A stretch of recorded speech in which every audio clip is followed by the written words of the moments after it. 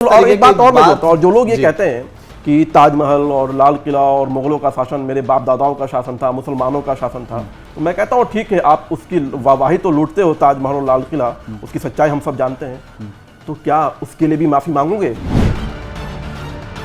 जिन्होंने सोमनाथ मंदिर को तोड़ा, जिन्होंने बाबरी मस्जिद को तोड़ा, जिन्होंने कितने हिंदुओं का कत्लेआम किया, जिन्होंने इस देश के अंदर जाने कितने मंदिरों को लूटा, उसके लिए कौन माफी मांगेगा? अगर वो तुम्हारे बाप दादा हैं तो उसके लिए माफी भी तो आप मांगोगे अपने बाप दादाओं के जो गलत काम किए गए थे।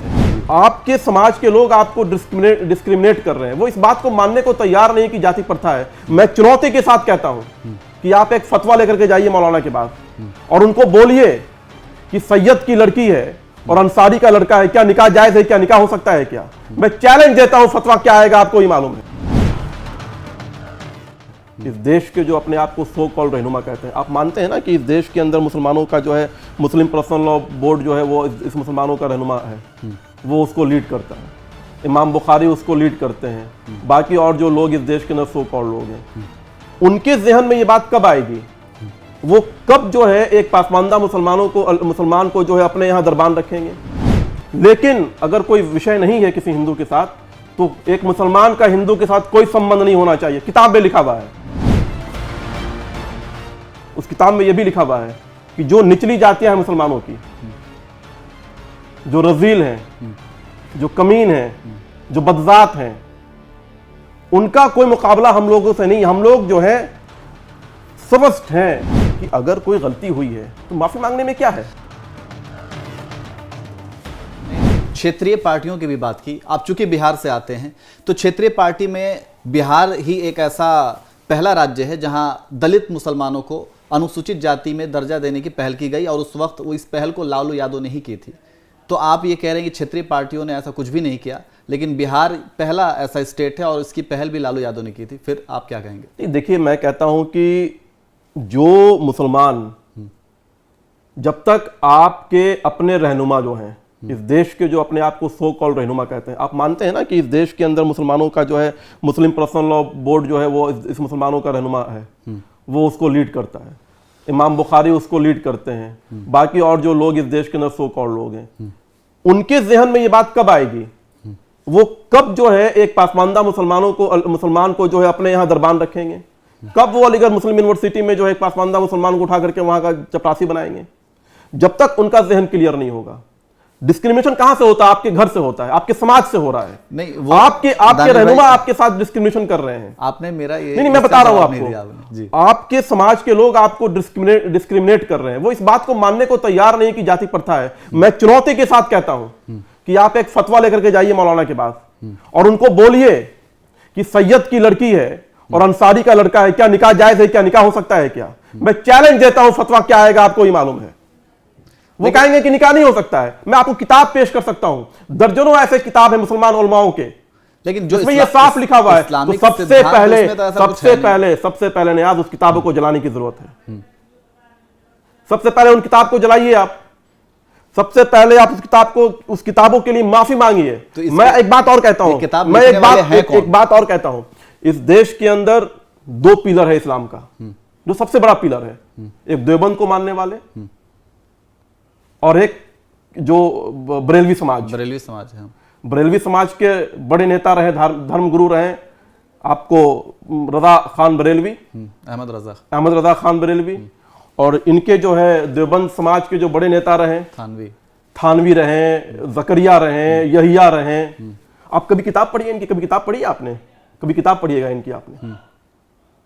एक बात मैं आपको बहुत जिम्मेदारी से कह रहा हूं आज, शायद इस देश के अंदर लोग नाराज हो जाएं, लेकिन जो सच है वो सच है। अहमद रजा खान बरेलवी से उनका एक शागिर्द पूछता है कि जरा बताइए हजरत कि हिंदुओं के साथ हमारा सलूक कैसा होना चाहिए? तो वो कहते हैं कि हिंदुओं के साथ हमारा सलूक जो है, अगर किसी हिंदू से हमें कुछ जरूरत है, कुछ काम है, तो ठीक है, इतने संबंध होने चाहिए। लेकिन अगर कोई विषय नहीं है किसी हिंदू के साथ, तो एक मुसलमान का हिंदू के साथ कोई संबंध नहीं होना चाहिए। किताब में लिखा हुआ है। कौन सी किताब है? मैं दिखा दूंगा आपको। कोई संबंध नहीं होना चाहिए। नहीं, सुनिए। हाँ। और उस किताब में यह भी लिखा हुआ है कि जो निचली जातियां हैं मुसलमानों की, जो रजील हैं, जो कमीन हैं, जो बदजात हैं, उनका कोई मुकाबला हम लोगों से नहीं। हम लोग जो है सर्वश्रेष्ठ हैं, हम लोग हैं जो है बेस्ट है। वो मैं आपको बताता हूँ और सुनिए। और शादी ब्याह और कोई संबंध हमारे नहीं हो सकते हैं। दूसरी तरफ आइए, ये जो आपका जो ये समाज है, देवबंद समाज जो है, उसके जो नेताओं का मैंने नाम बताया, जकरिया या यहिया या और जो लोग थे, वो लोग जो है हिंदू मुसलमान को अलग अलग रखने की अपनी किताबों में सिफारिश करते हैं। वो लोग इकबाल और जिन्ना तो बाद में आए, उससे पहले ये जो उनको जो है फिर निकाल भी दिया गया था। मुझे लगता है कि जो हमने नाम लिया अभी जकरिया को या शायद उनको जो है देवबंद से निकाल भी दिया गया था इसी कारण से कि उन्होंने पाकिस्तान की हिमायत की थी, कि उन्हें पाकिस्तान चाहिए था। और उन्होंने किताब में क्या लिखा है? उन्होंने लिखा कि गांधी जो है काला नाग है। उन्होंने लिखा कि हिंदुओं के साथ हमारे कोई संबंध नहीं होना चाहिए, ये सब लिखा है। तो क्या इन किताबों में जो लिखे हुए जो कृत्य हैं उनके उलमाओं के, उसके लिए वो माफी मांगेंगे क्या? आप नहीं, उसके लिए वो माफी मांगेंगे क्या? मेरा सवाल ये, मैं आपको किताब भिजवा दूंगा और मैं आपसे बोलूंगा कि आप लेके जाइए और बोलिए कि इस किताब में जो उनके उलमाओं ने लिखा है उसके लिए वो माफी मांगेंगे क्या? क्योंकि देखिए आज तक कभी इस तरह इस पर्सपेक्टिव से कभी चर्चाएं नहीं हुई। आप आज चर्चा कर रहे हैं, मैं आपको बधाई देता हूं।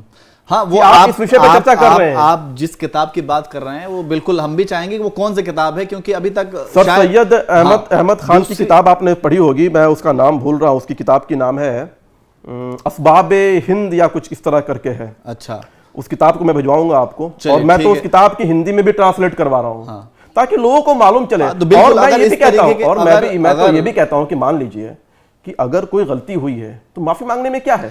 बिल्कुल सही बात है। और एक बात और मैं बोलता हूँ, जो लोग ये कहते हैं कि ताजमहल और लाल किला और मुगलों का शासन मेरे बाप दादाओं का शासन था, मुसलमानों का शासन था, तो मैं कहता हूँ ठीक है, आप उसकी वाहवाही तो लूटते हो, ताजमहल और लाल किला, उसकी सच्चाई हम सब जानते हैं, तो क्या उसके लिए भी माफी मांगोगे? जिन्होंने सोमनाथ मंदिर को तोड़ा, जिन्होंने बाबरी मस्जिद को तोड़ा, जिन्होंने कितने हिंदुओं का कत्लेआम किया, जिन्होंने इस देश के अंदर जाने कितने मंदिरों को लूटा, उसके लिए कौन माफी मांगे? अगर वो तुम्हारे बाप दादा हैं, तुम्हारे पूर्वजों का शासन काल था, जब तुम उसकी वाहवाही लूट रहे हो असदुद्दीन ओवैसी साहब, तो उसके लिए माफी भी तो आप मांगोगे अपने बाप दादाओं के जो गलत काम किए गए थे। देखिए नियाज साहब, इससे देश के अंदर दो परंपरा थी, अब आपको चुनना है किस परंपरा को चुनना है।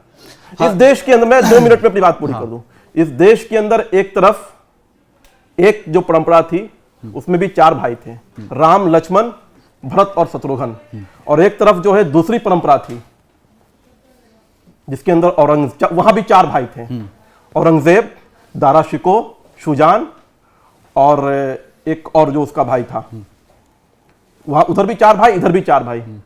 एक तरफ औरंगजेब जो है सत्ता को हथियाने के लिए अपने तीनों भाई का कत्ल कर देता है, अपने बड़े सगे भाई दारा शिको का जो है सर कलम कर देता है इसी दिल्ली के लाहौरी गेट पे, उसके 10 साल के बेटे को जो है सरेआम कत्ल करवा देता है, और उसका जो है सर कलम करके उसके चेहरे को जो है तश्तरी में पेश करता है बाप को, शाहजहां को। और यहां तक छोड़िए, शाहजहां को अपने बाप को कैद कर देता है और उसको एक सुराही पानी जो है मुहैया कराता है, और जब शाहजहां कहता है कि हमारे पानी का कोटा बढ़ा दो, तो वो मना कर देता है, बोलता है कि एक सुराही पानी में ही जो है तुम्हें काम चलाना पड़ेगा। और दूसरी तरफ कौन है? जो खरौन रखा हुआ है, अपने भाई का इंतजार कर रहे हैं, और एक तरफ कटा हुआ सर रखा हुआ है, जो अपने जीते जागते बाप को, जीवित बाप को पानी नहीं दे रहा है। तो शाहजहां ने लास्ट में लिखता है, उसका मैं अनुवाद बता रहा हूं, फारसी में उसने लिखा, उसका अनुवाद यह है, शाहजहां लिखता है कि तुम जो हो जीते जी अपने मतलब जीवित बाप को जो हो तुम पानी नहीं दे रहे हो, तुमसे अच्छे तो वो काफिर हैं जो अपने बाप को मरने के बाद भी पृथ्वी में जो है तर्पण करते हैं, पानी देते हैं। तो आपको चुनना है कि कौन सी परंपरा को आपको अपनाना है, बाबर की परंपरा को अपनाना है या भारतीय संस्कृति जो है, भारतीय परंपरा जो है, जहां तपस्या है, जहां योग, जहां जो है आप जो है सैक्रिफाइस कर रहे हो। आप सोचिए कि राम, लक्ष्मण और सीता जी के आपस के संबंध को आप देखिए, खरौन रख करके वहां शासन चल रहा है, भगवान राम की जो है इंतजार हो रहा है वहां पे कि वो वापस लौट के आएंगे। एक भाई वो भी था और एक भाई ये भी था। तो हमें चुनना है ना। मैं बार बार कह रहा हूं, देखिए मैं ये नहीं कह रहा हूं कि आप अपनी पूजा पद्धति बदल दिए हैं तो जो है आप हिंदू मान्यताओं और उनमें आस्था रखिए। मैं कह रहा हूं आपको पूरा अधिकार है, आप लोकतांत्रिक देश में है। और एक बात याद रखिएगा, भारत इस धरती पे एकमात्र ऐसा देश है नियाज साहब जहां पूरे दुनिया के जितने मुसलमान 72 फिरकाओं के मुसलमान होते हैं वो इस देश में, इस धरती में सुरक्षित रहते हैं।